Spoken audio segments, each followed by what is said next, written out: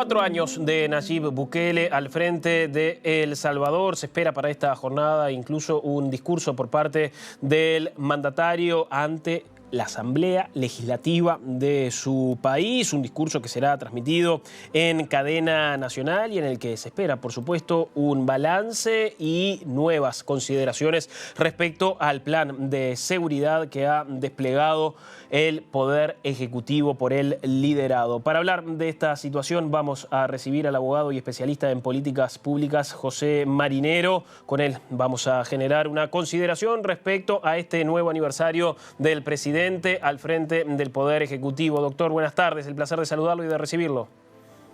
Muy buenas tardes. Gracias por la invitación. ¿Qué consideraciones se pueden hacer hoy, particularmente en esta jornada en la que se cumplen 4 años de Bukele al frente del liderazgo de El Salvador? Bueno, yo iniciaría diciendo que este es un año de consolidación del proyecto de Bukele. Es un año en que se acentúan, yo diría, 3 características de este gobierno. En primer lugar, creo que hay un retroceso marcado en la institucionalidad democrática, el cierre de cualquier vehículo de control del poder. Los controles y balances del poder han desaparecido prácticamente y están alineados con el oficialismo. Hay un retroceso en el ejercicio de derechos y por supuesto, además, en el número de violaciones que se pueden atribuir al propio gobierno, no solamente en el marco del régimen de excepción, que es la política de seguridad de este gobierno. Hay un retroceso en los espacios de participación cívica, hay un retroceso en transparencia, en rendición de cuentas. En fin, yo pensaría que hay en este momento un contexto donde el gobierno de Bukele termina de consolidar la captura del poder y además se proyecta hacia lo que pareciera ser su reelección, a pesar de que la Constitución salvadoreña lo ha prohibido históricamente y en la actual lo prohíbe en 6 diferentes disposiciones.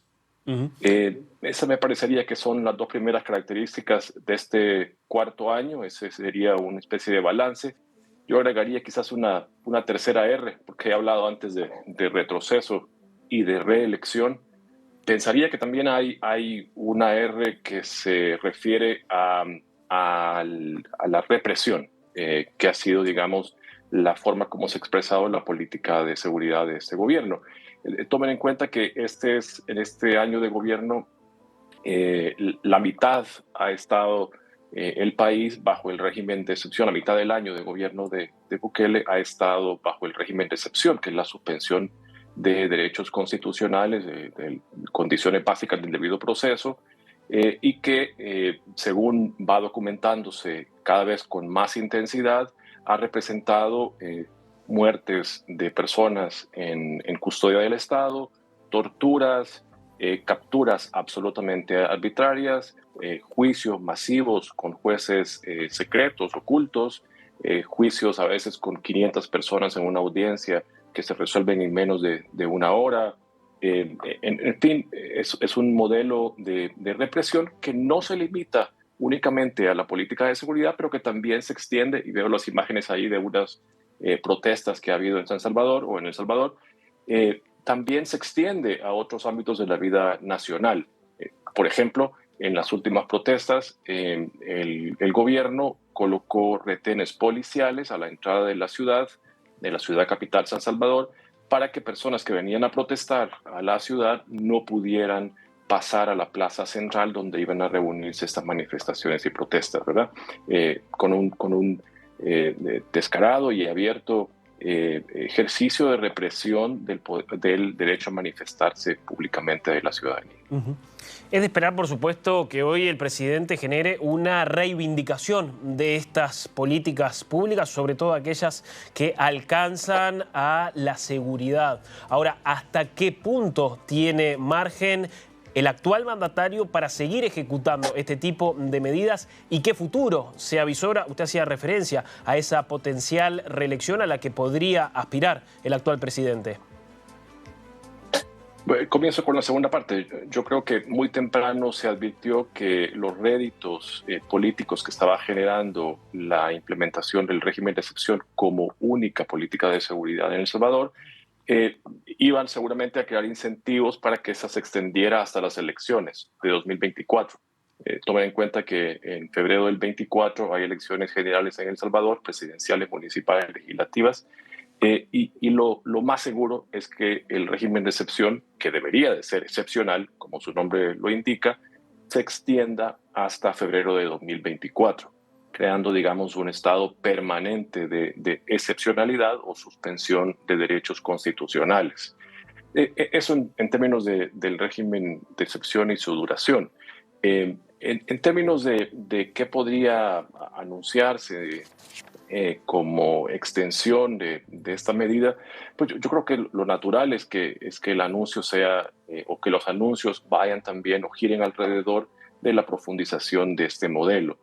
Este es un modelo y esta es una idea creo que es crucial. Es un modelo de política, es una política de represión en materia de seguridad que está afincada en un modelo que tiene que ser autoritario. El modelo Bukele no funciona en una democracia. Necesita que sean antes eliminados los controles entre órganos. No puede haber una justicia independiente, por ejemplo, que controle las decisiones del Ejecutivo, porque entonces estorbaría este modelo. Necesita estar concentrado en una persona o en un grupo pequeño de personas y necesita un montón de opacidad y una resistencia sistémica a la rendición de cuentas por parte del gobierno. Por ejemplo, no se conoce cifras ni sobre detenidos, no se conocen cifras oficiales sobre detenidos que no sean a través de tweets de los órganos de gobierno. No se conocen cifras oficiales sobre el gasto público en materia de seguridad. No se conoce el plan oficial de seguridad o la política pública de seguridad. Se va anunciando paulatinamente en redes sociales o gradualmente en redes sociales. En fin, y en el fondo, además, lo que el periodismo de investigación ha descubierto es que los primeros réditos de esa política en realidad vinieron por un acuerdo del gobierno con las pandillas, o al menos con las cabecillas de las pandillas, para la reducción de homicidios a cambio de privilegios y beneficios para estos cabecillas de las pandillas o de las maras en El Salvador.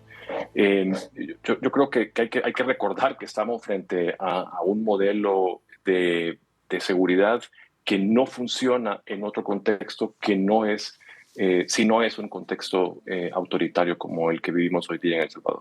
¿Cree que la comunidad internacional empieza a tomar mayor conciencia sobre esta situación o aún observa que por parte de distintos países de la región no hay una reacción acorde a lo que usted está narrando desde El Salvador?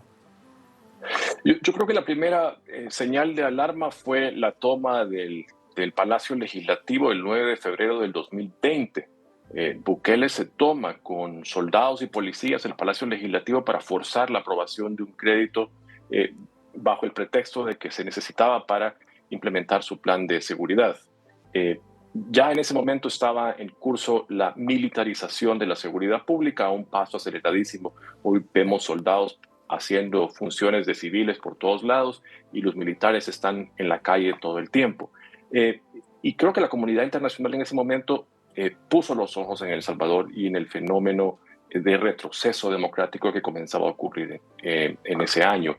El año siguiente, en mayo del 2021, Bukele decapita al órgano judicial, removiendo a la Sala de lo Constitucional, nuestro Tribunal de la Constitución, y lo reemplaza con abogados elegidos esencialmente por él y por sus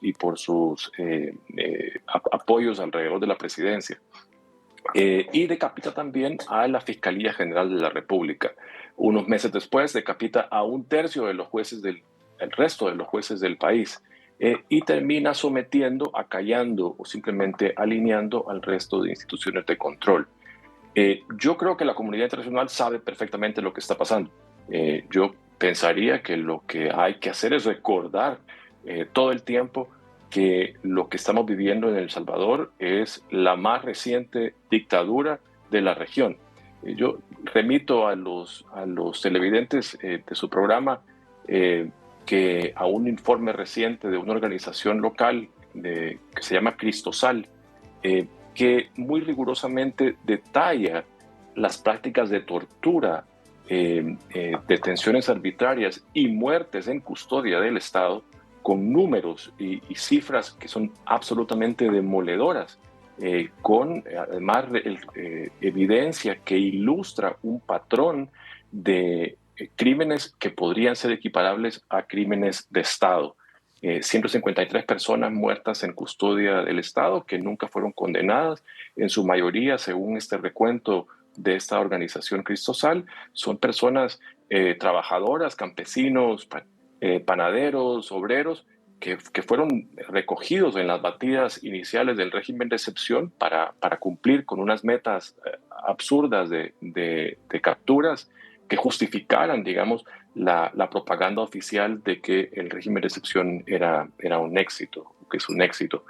Yo lo que creo que llamaría es que a la comunidad internacional siga viendo lo que está pasando en El Salvador, que además los ciudadanos del resto de la comunidad internacional y particularmente de la región no se dejen enamorar por esta idea de que el modelo Bukele es un modelo exitoso.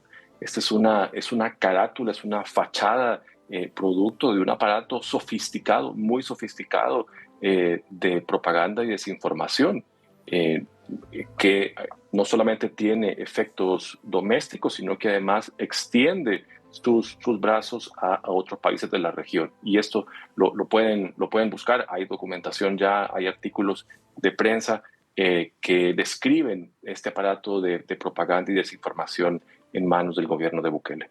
Marinero, gracias por estos minutos, ha sido muy amable, ¿eh? El gusto ha sido mío. Muchas gracias.